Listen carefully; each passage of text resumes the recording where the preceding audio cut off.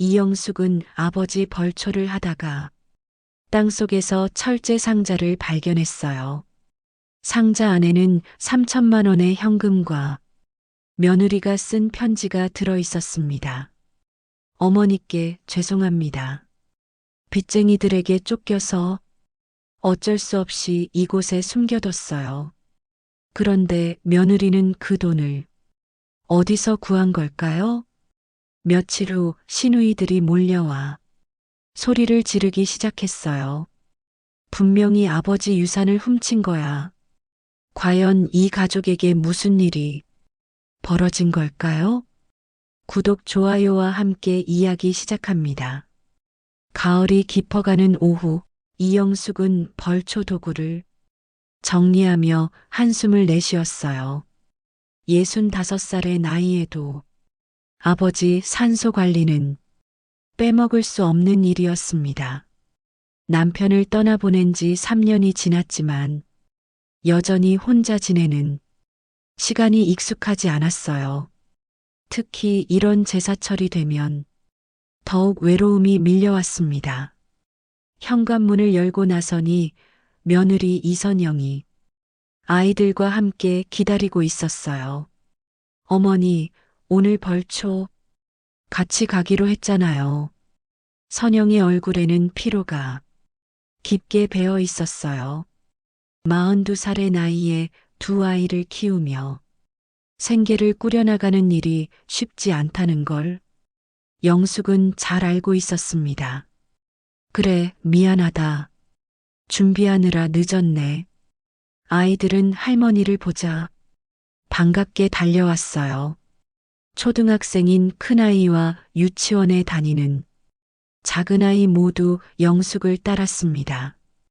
할머니, 오늘 산에 가서 도토리 주워도 돼요? 그래, 우리 같이 줍자. 영숙은 아이들을 보며 마음이 무거워졌어요.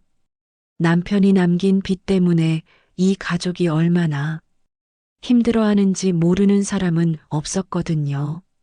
저 아이들도 다 크면 알겠지. 빚에 치이는 게 어떤 건지. 그저 안쓰러워서 차를 타고 시골 산길로 향하는 동안 선영은 조용했어요. 평소보다 말수가 적은 것 같았습니다. 선영아, 혹시 무슨 걱정 있니? 아니에요. 그냥 요즘 일이 좀 많아서요. 영숙은 더 이상 묻지 않았어요. 며느리도 나름대로 고민이 많을 거라는 걸 이해했거든요. 산에 도착해서 아버지 묘소로 향했어요. 가파른 길을 올라가며 영숙은 과거를 회상했습니다. 아버지가 살아계실 때는 집안에 큰 걱정이 없었어요. 하지만 남편이 사업에 실패하면서 모든 게 달라졌습니다.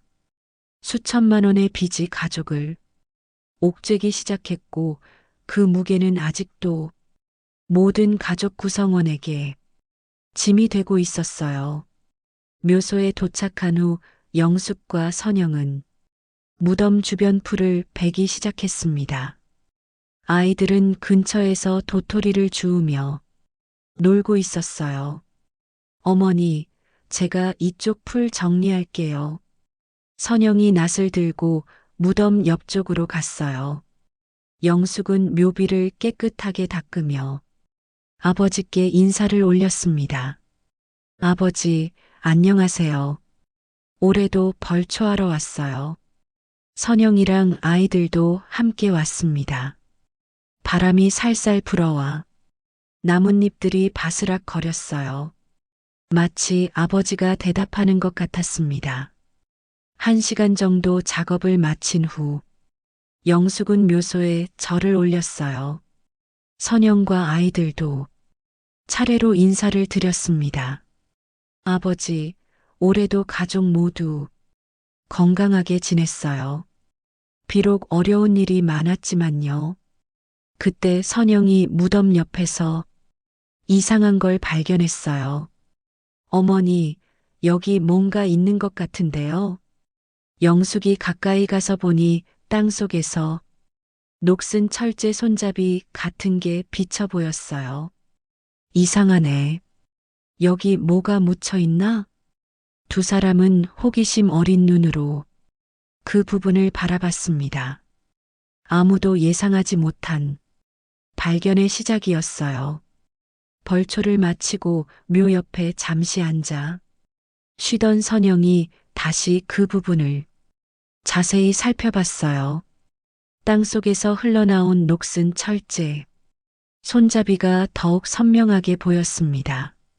어머니, 이거 혹시 아버님이 산소 관리하시면서 묻어두신 거 있으세요? 영숙은 고개를 갸우뚱했어요. 아니, 난 처음 보는데 뭔가 묻혀 있는 것 같네. 아이들도 호기심을 보이며 할머니와 엄마 주변으로 모여들었어요. 할머니, 보물이에요? 큰아이가 신기한 듯 물었습니다. 글쎄, 뭔지 모르겠다. 한번 파보자. 영숙과 선영은 조심스럽게 주변 흙을 파기 시작했어요. 벌초용 호미로 천천히 흙을 걷어내니 철제 상자의 윤곽이 드러났습니다. 생각보다 큰 상자였어요. 가로 세로 30cm 정도 되는 크기였습니다. 상당히 오래된 것 같았지만 아직 견고해 보였어요. 이런 걸 누가 여기다 묻어뒀을까? 선영은 손이 떨려서 차마 상자를 들어 올리지 못했어요. 뭔가 중요한 게 들어있을 것 같은 예감이 들었거든요. 영숙이 상자를 조심스럽게 흙에서 꺼냈습니다. 예상보다 무거웠어요. 안에 뭔가 꽤 많이 들어있다는 뜻이었습니다. 자물쇠는 없었지만 뚜껑이 녹으로 단단히 붙어 있었어요. 영숙이 호미로 조심스럽게 틈을 벌려 보았습니다. 딸깍 뚜껑이 열리는 소리가 산속에 울려 퍼졌어요. 선영은 숨을 죽이고 영숙의 손을 지켜봤습니다. 상자 안에는 놀라운 것들이 들어 있었어요. 누렇게 변색된 봉투 여러 장과 두툼한 현금 다발들이 가지런히 정리되어 있었습니다. 그리고 맨 위에는 하얀 편지 봉투 하나가 놓여 있었어요. 설마 이게 다 뭐야? 선영의 목소리가 떨렸어요. 이런 상황을 전혀 예상하지 못했거든요. 영숙도 당황스러워했어요. 누가 언제 이런 걸 여기에 묻어뒀는지 전혀 감이 오지 않았습니다. 돈이 얼마나 들어있는지 정확히 알 수는 없었지만 상당한 액수로 보였어요. 10,000원짜리 지폐가 두툼하게 묶여 있었거든요. 어머니, 이거 누가 묻어둔 걸까요? 영숙은 편지 봉투를 조심스럽게 집어들었어요. 봉투 겉면에는 아무것도 적혀 있지 않았습니다. 이 편지를 읽어보면 알 수 있을 것 같은데. 하지만 영숙은 쉽게 편지를 열지 못했어요. 다른 사람의 편지를 함부로 읽는 게 옳지 않다고 생각했거든요. 선영은 더욱 초조해했어요. 혹시 이 돈이 누군가의 소중한 재산이라면 함부로 건드리면 안 될 것 같았습니다. 어머니, 이거 혹시 아버님 유산이실까요? 그럴 리가 없어. 아버지는 이런 식으로 돈을 숨겨두실 분이 아니야. 그럼 도대체 누가? 아이들은 어른들의 심각한 표정을 보고 조용히 서 있었어요. 무슨 일인지는 잘 모르겠지만 중요한 상황이라는 걸 느꼈나 봅니다. 바람이 다시 불어왔고 나뭇잎들이 바스락거렸어요. 마치 누군가 지켜보고 있는 것 같은 기분이 들었습니다. 영숙은 망설이다가 결국 편지 봉투를 열기로 결심했어요. 이 편지를 읽어봐야 진실을 알 수 있을 거야. 떨리는 손으로 봉투를 뜯는 순간 두 사람의 운명이 바뀌기 시작했습니다. 영숙이 편지 봉투를 열려는 순간 선영이 급하게 손을 뻗었어요. 어머니, 그건 안 읽으셔도 될 것 같은데요. 하지만 영숙은 이미 편지를 반쯤 꺼낸 상태였어요. 접힌 편지지가 바람에 살짝 펄럭이며 글씨 일부가 보이기 시작했습니다. 선영아, 이 돈이 누구 것인지 알아야 하지 않겠니? 영숙이 편지를 완전히 펼치는 순간 두 사람은 깜짝 놀랐어요. 편지 맨 위에 적힌 글씨가 너무나 익숙했거든요. 어머니께라고 적혀 있었고 그 아래 서명은 분명히 선영의 필체였습니다. 이게 뭐야? 선영아, 내가 쓴 편지냐? 선영은 얼굴이 하얗게 변하며 말을 잃었어요. 이런 상황이 될 줄은 전혀 예상하지 못했거든요. 영숙은 편지 내용을 읽기 시작했어요. 글씨가 조금 흐릿했지만 내용은 선명하게 읽을 수 있었습니다. 어머니, 죄송합니다. 이 돈을 잠시 이곳에 숨겨두게 되었습니다. 영숙의 목소리가 떨리며 편지를 읽어 내려갔어요. 아이들 학비가 부족하고 생활비도 막막한 상황에서 이 빚을 갚지 않으면 아이들이 학교도 다니기 어려운 처지가 되었습니다. 선영은 고개를 푹 숙이고 아무 말도 하지 못했어요. 아이들은 엄마의 이상한 모습을 보고 걱정스러운 표정을 지었습니다. 정말 죄송하지만 잠시만 이곳에 묻어두었다가 상황이 나아지면 다시 꺼내려고 했습니다. 영숙은 편지를 다 읽고 선영을 바라봤어요. 화가 나기보다는 안쓰러운 마음이 먼저 들었습니다. 선영아, 이 돈이 어디서 난 거냐? 선영은 한참 동안 입을 다물고 있다가 작은 목소리로 대답했어요. 시아버님 보험금 일부를 미리 받은 거예요. 무슨 소리야? 아버지 보험금은 이미 다 정리했잖아. 아니에요. 제가 모르게 처리하신 적립보험이 하나 더 있었어요. 영숙은 놀라면서도 궁금해했어요. 남편이 그런 보험을 들어뒀다는 사실을 전혀 몰랐거든요. 그걸 어떻게 알았니? 보험회사에서 연락이 왔어요. 수익자가 저로 되어 있다면서 서류를 가져오라고 했어요. 선영은 눈물을 글썽이며 계속 설명했어요. 그때 정말 급한 상황이었어요. 빚쟁이들이 집까지 찾아와서 아이들이 무서워했거든요. 영숙은 가슴이 아팠어요. 며느리가 그런 어려움을 겪고 있었는데 자신은 전혀 모르고 있었던 거예요. 그럼 왜 나한테 말하지 않았니? 어머니께서 워낙 힘드실 것 같아서요. 시아버님 돌아가시고 혼자 지내시는 것도 힘드실 텐데. 선영의 말에 영숙은 더욱 미안해졌어요. 며느리가 자신을 배려해서 혼자 모든 걸 감당하려 했던 거였습니다. 그래서 여기에 숨겨둔 거구나. 네, 집에 두면 또 써버릴 것 같아서요. 아이들 학비만은 꼭 마련해야 했거든요. 영숙은 현금 다발을 다시 살펴봤어요. 대충 계산해봐도 2천만 원은 넘어 보였습니다. 이게 얼마나 되니? 3천만 원 정도예요. 빚 일부를 갚고 아이들 학비로 쓸 생각이었어요. 아이들은 어른들이 심각한 대화를 듣고 불안해하기 시작했어요. 엄마, 우리 뭔가 잘못한 거예요? 큰아이가 조심스럽게 물어봤습니다. 아니야, 잘못한 거 아니야. 어른들끼리 이야기하는 거야. 선영이 아이들을 달래며 대답했어요. 영숙은 모든 상황을 이해하게 되었지만 한편으로는 걱정이 되기 시작했어요.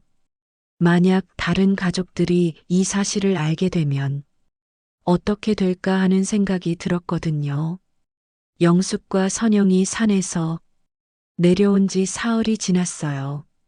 두 사람은 그동안 아무에게도 철제 상자 이야기를 하지 않기로 약속했습니다.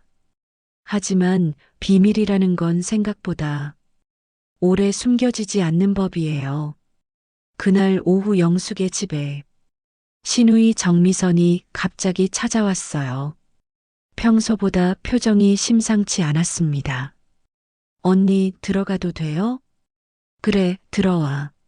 무슨 일이야? 미선은 거실에 앉자마자 곧바로 본론을 꺼냈어요. 언니 선영이가 요즘 이상하게 돈을 쓰던데요. 무슨 소리야? 아이들 학원비를 한꺼번에 몇 달치 냈다고 하더라고요. 그것도 현금으로요. 영숙은 가슴이 철렁했어요. 선영이 상자 속 돈을 벌써 쓰기 시작한 모양이었습니다. 그게 뭐 어때서? 언니도 아시잖아요. 그 집이 얼마나 어려운 상황인지. 갑자기 그런 돈이 어디서 났겠어요? 미선의 목소리에는 의심이 가득했어요. 영숙은 어떻게 대답해야 할지 몰라 당황했습니다. 혹시 우리 아버지 유산 중에 모르는 게 있는 거 아니에요? 아니야, 그런 건 없어. 아버지 유산은 이미 다 정리했잖아. 그럼 선영이가 어디서 그 돈을 구한 거예요? 미선은 계속 추궁했어요.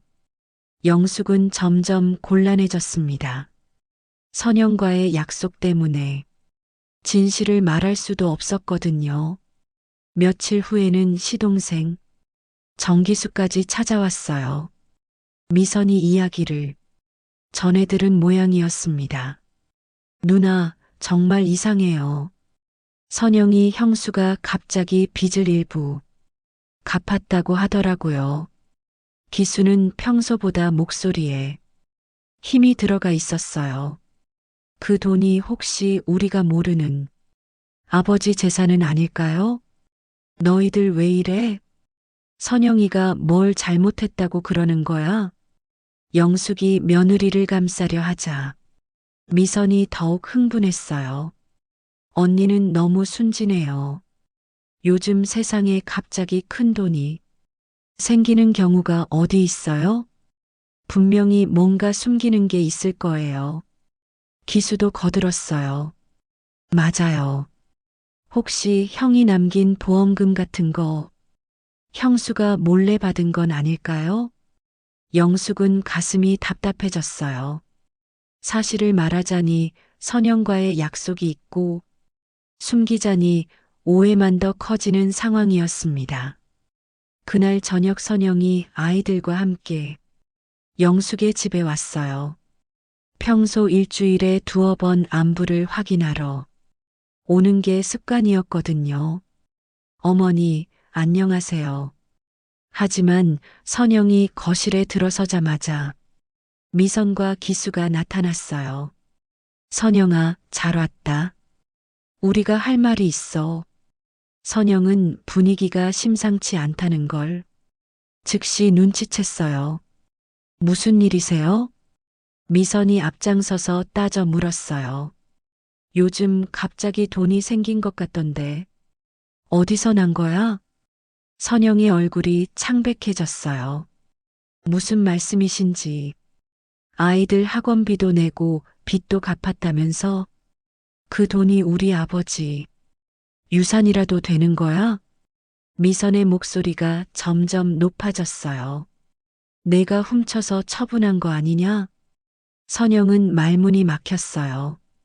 아이들이 무서워하며 엄마 뒤로 숨었습니다. 언니 그만해요. 영숙이 말렸지만 미선은 멈추지 않았어요. 이런 더러운 꼴 볼 줄 알았어. 남의 유산을 내가 몰래 가져가려고. 가족회의는 점점 감정 싸움으로 번져갔어요. 선영은 눈물을 참으며 아이들을 달래야 했습니다. 며칠 동안 계속된 가족들의 추궁에 선영은 점점 지쳐갔어요. 미선과 기수는 번갈아 가며 전화를 걸어 따져 물었고 영숙도 어떻게 해야 할지 몰라 고민만 깊어갔습니다. 그러던 어느 날 저녁 기수가 다시 영숙의 집으로 찾아왔어요. 이번에는 표정이 더욱 심각했습니다. 누나, 이번엔 정말 선을 넘었어요. 무슨 일이야? 선영이 형수가 집까지 샀다고 하더라고요. 전세에서 매매로 바꿨다는데 그 돈이 어디서 났겠어요? 영숙은 깜짝 놀랐어요. 선영이 그렇게 큰 결정을 했다는 걸 전혀 몰랐거든요. 정말이야? 네, 확실해요. 이젠 더 이상 넘어갈 수 없어요. 기수는 주먹을 쥐며 화를 냈어요. 분명히 우리가 모르는 아버지 재산이 있거나 아니면 보험금을 몰래 빼돌린 거예요. 영숙은 가슴이 답답해졌어요. 사실을 말해야 할 시점이 온 것 같았지만 쉽게 결정을 내릴 수 없었습니다. 그때 현관문이 열리며 선영이 들어왔어요. 기수와 마주치자 두 사람 사이에 차가운 기류가 흘렀습니다. 어머니, 안녕하세요. 기수가 곧바로 선영을 향해 소리쳤어요. 선영아, 이제 그만 실토해. 집까지 사고 그랬으면 정말 큰 돈이잖아. 선영은 당황했지만 최대한 침착하게 대답하려 했어요. 제가 번 돈으로 한 일인데 왜 그러세요? 번 돈? 내가 언제부터 그렇게 큰 돈을 벌 수 있었어? 기수의 목소리가 점점 커졌어요. 분명히 형이 남긴 재산 중에 우리가 모르는 게 있을 거야. 이제 정말 한계에 다다른 기수가 결정적인 말을 했어요. 경찰서에 신고하겠어. 유산 횡령으로 고발할 거야. 그 말을 들은 순간 선영은 무릎을 꿇고 눈물을 쏟기 시작했어요. 제발 그러지 마세요. 정말 제발이요. 아이들이 엄마의 울음소리를 듣고 놀라서 달려왔어요. 엄마, 왜 울어요? 무슨 일이에요? 선영은 아이들 앞에서 더 이상 견딜 수 없었어요. 떨리는 목소리로 진실을 털어놓기 시작했습니다. 제가 그 돈은 시아버님 보험금 일부를 미리 받아둔 거였어요. 뭐라고? 아무도 몰래 적립해 두신 보험이 하나 더 있었어요. 기수와 영숙 모두 할 말을 잃었어요. 빚쟁이들한테 쫓기느라 정말 어쩔 수 없었어요. 아이들이 무서워해서 학교도 제대로 못 다닐 뻔했거든요. 선영의 고백에 방안이 조용해졌어요. 기수는 당황한 표정으로 선영을 바라봤습니다. 그럼 왜 진작 말하지 않았어? 말할 수가 없었어요. 어머니도 힘드실 텐데 괜히 걱정 끼치고 싶지 않았거든요. 영숙은 마음이 무너지는 것 같았어요. 그렇게까지 힘들었으면 얼마나 무서웠을까. 그날 밤 선영은 아이들과 함께 친정으로 돌아갔어요. 더 이상 영숙의 집에 있기가 부담스러웠던 것 같았습니다. 영숙은 혼자 남은 거실에서 한참 동안 앉아 있었어요. 집이 텅 빈 것 같아 더욱 외로웠습니다. 기수도 미안한 표정으로 집으로 돌아갔어요. 자신이 너무 심하게 몰아세웠다는 걸 깨달았거든요. 그날 밤 영숙은 잠을 이룰 수 없었어요.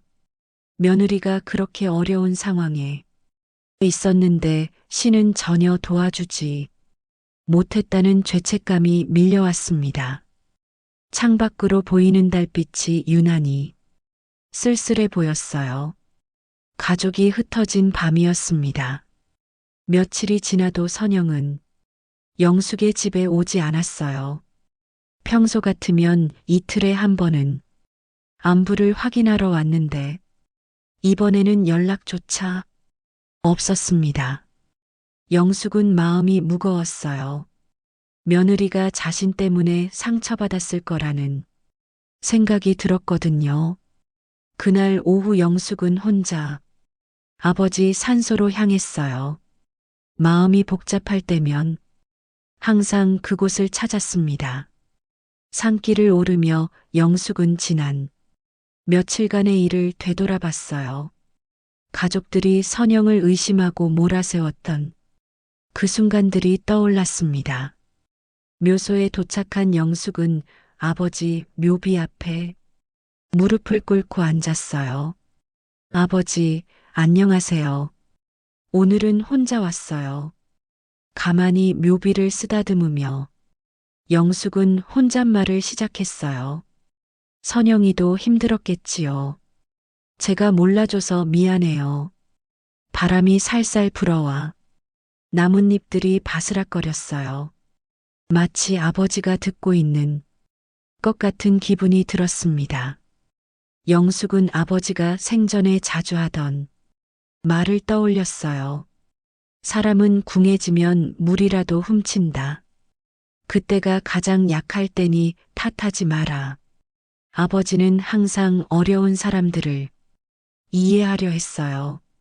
남을 쉽게 판단하지 않는 분이셨습니다. 아버지, 제가 선영이를 제대로 도와주지 못했나 봐요. 영숙의 눈에서 눈물이 흘러내렸어요. 며느리가 혼자 모든 걸 감당하려 했던 마음을 이해하게 되었거든요. 그 아이가 얼마나 무서웠을까요?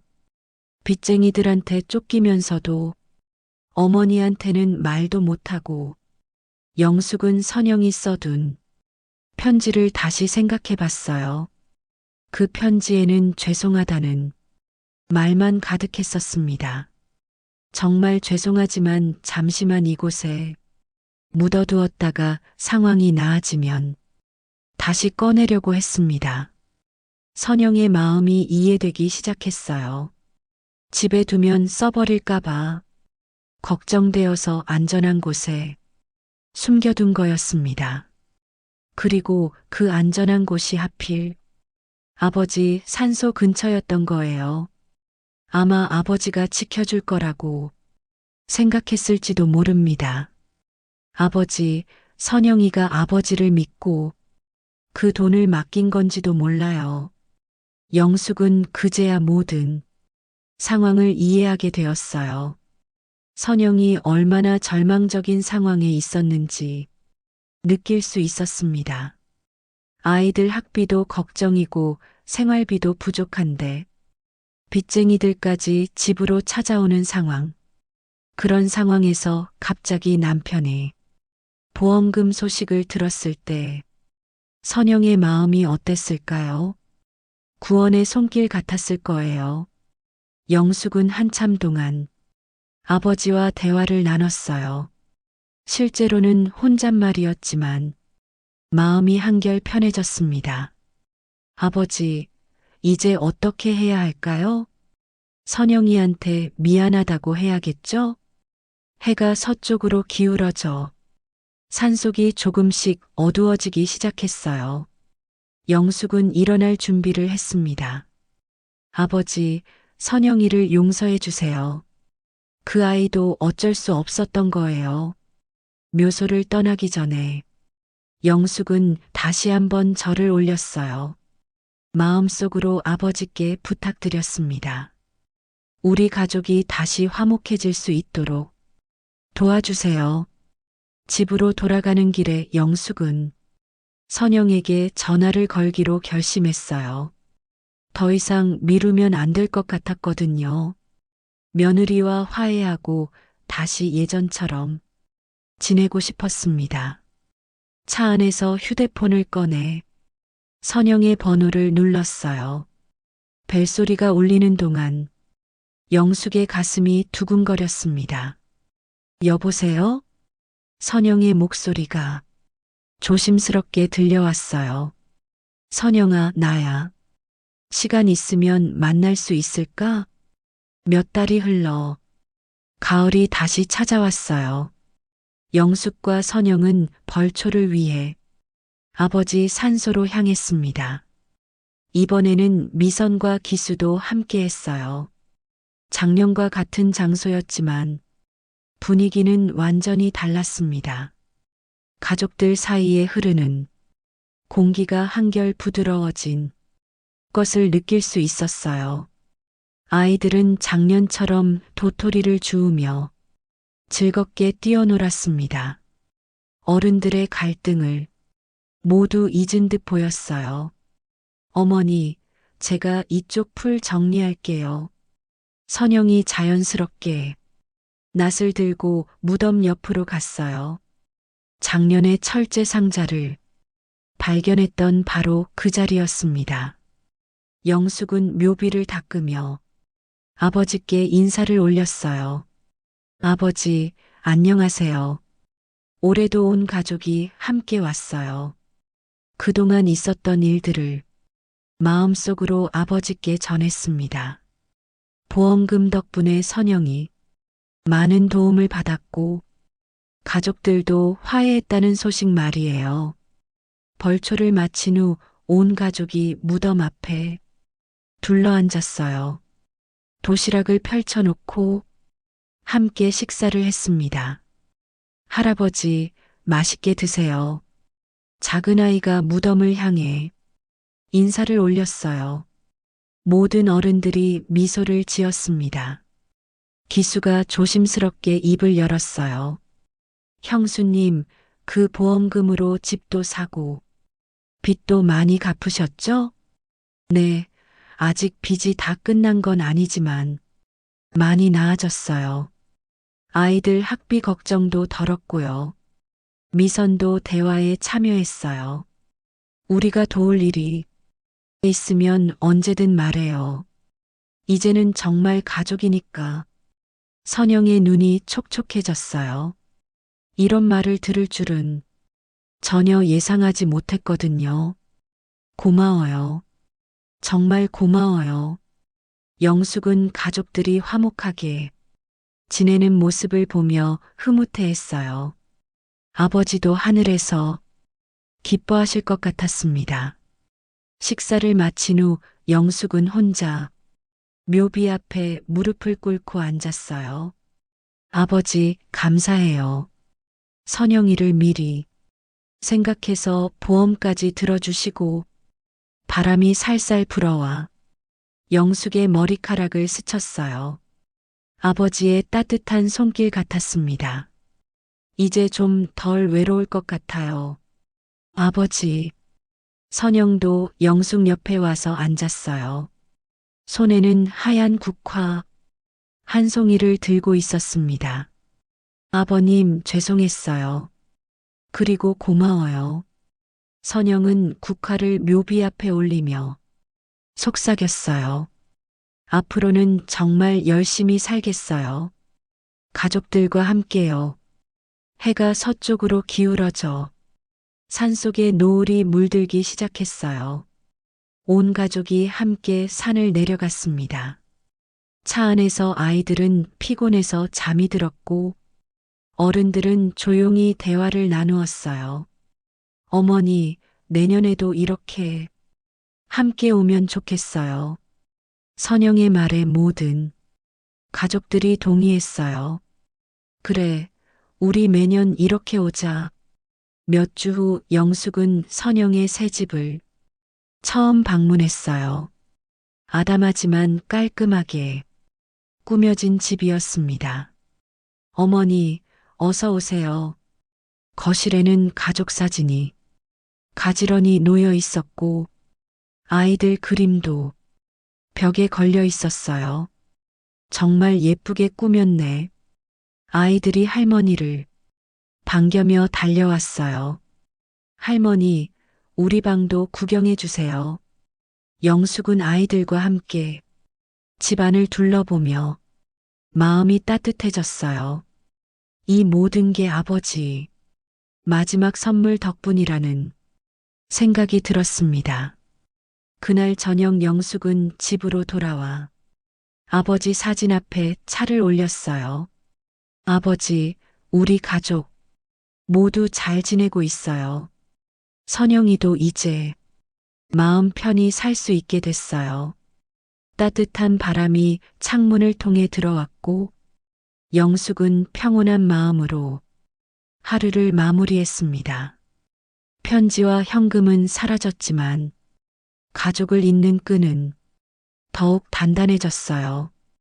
그리고 무엇보다 서로를 이해하고 배려하는 마음이 생겨났습니다. 영숙과 선영의 이야기 어떠셨나요? 가족 간에도 오해와 갈등이 생길 수 있지만 진심으로 소통하면 해결할 수 있다는 걸 보여준 이야기였어요.